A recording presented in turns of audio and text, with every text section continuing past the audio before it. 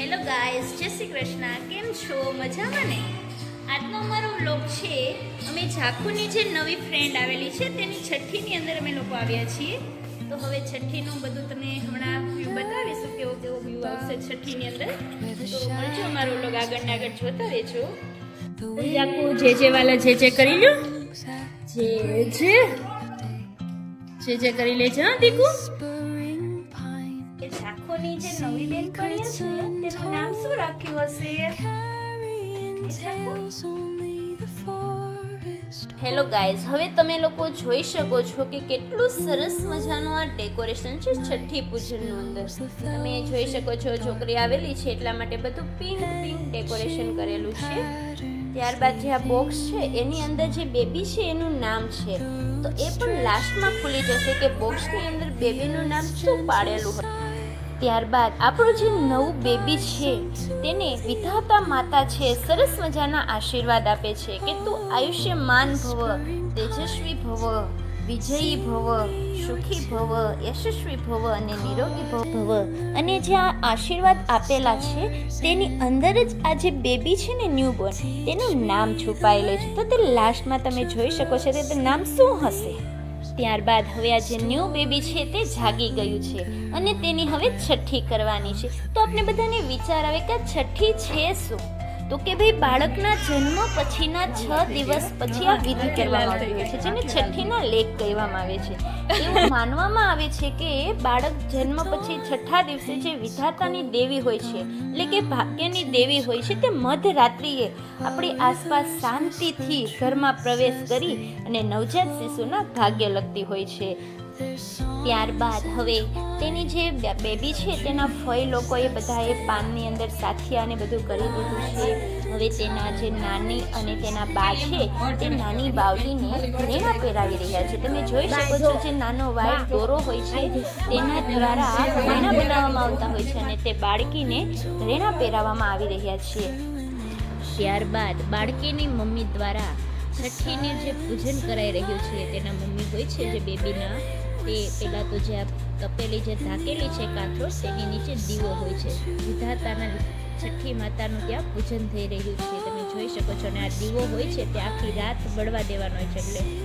અને ત્યારબાદ નાની પોયરીની તે દીવાની ફરતે એને પ્રદક્ષિણા આટમે આવતા હોય છે, જેને છઠ્ઠી કહેવામાં આવે છે. અને ત્યારબાદ તેને જે પથારી હોય છે મમ્મીની, એની અંદર બાળકીને રડવામાં આવતી હોય છે અને તેને રડાવવાની હોય છે. પણ અત્યારનું એટલી જનરેશન ડિજિટલ આવી ગઈ છે કે એ લોકો કોઈ રડતા જ નથી, એ લોકોને રડવું જ નથી. એટલે તો કહે છે છઠ્ઠીમાં પણ નહોતા રડ્યા ને, એવું બધું આપણે કહેતા હોય છે બધા લોકો.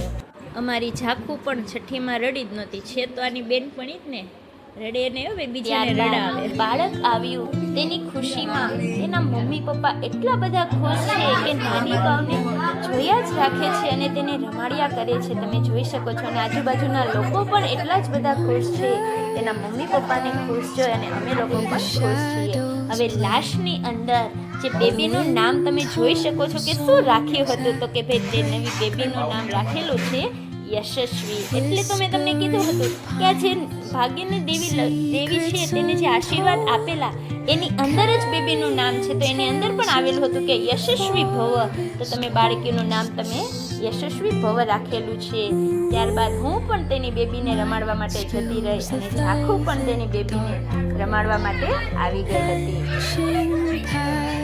ઝાખુ બેનને પણ ત્યાં બહુ જ મજા આવી ગઈ હતી. તમે જોઈ શકો છો મારી ઝાંખીને. ઝાંખી બેન રંગોળી કરી રહ્યા છે. બોલો રામ રામ ને સીતારામ બધાને. રામ રામ ને સીતારામ બધાને. કેમ છો બધા મજામાં ને? ઉતારી વલો અમે હવે વલો ઉતારી અમે હવે વલો ઉતારી અને અમારા વલો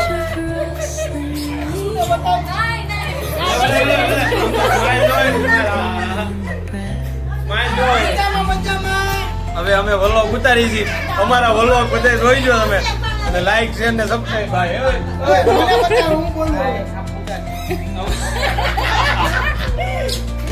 ભાઈ દોસ્તારની છઠ્ઠીમાં આવ્યા છીએ. આપણે આમને વિશ્વાસ તમારો સપોર્ટ બધાનો રહે તો જલ્દી મર્સિડીઝ નું કવર ખેંચવાનું છે. રવિભાઈને આપણે બાજુમાં ઉભા રહીને ખેંચવાનું છે. આ ચક્કર તમારી, ગાડી જ તમારી છે, અમારે તો ખાલી લોન્ચ જ કરવાની છે. હા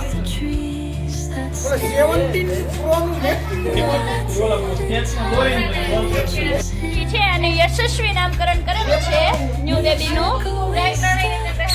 આ ત્રણેયના ફ્રેન્ડ લોકો છે, તમે જોઈ શકો છો.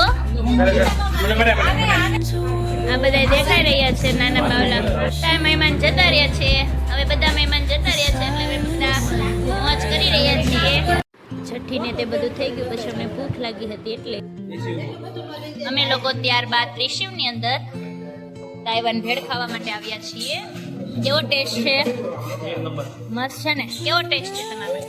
અચ્છા અચ્છા સરસ. ચાકુબેન પણ મંચુરિયમને કતલ કરી રહ્યા છે મંચુરિયમનું. અને શ્રીયાનભાઈ તો હાલી રહ્યા છે. શ્રીયાન, હેલો શ્રીયાન, હાય, કેમ છો? હેલો જલ્પા, કઈ નહીં બોલું તારે, બોલ ને તો થોડુંક તો બોલ. ત્યારબાદ અમે લોકો મંચુરિયમ ખાઈને પછી અમને તો ને મગાવતા હવે ઓરિયો રેડી ડો હતો એટલે ત્યાં જતા રહ્યા. એકચ્યુઅલીમાં મને મંચુરિયમ ન ભાવે, મને ઠંડી વસ્તુ જ ભાવે. અને ચલો હેલો ગાઈઝ, હવે મારા વિડીયોને લાઈક, શેર અને સબસ્ક્રાઈબ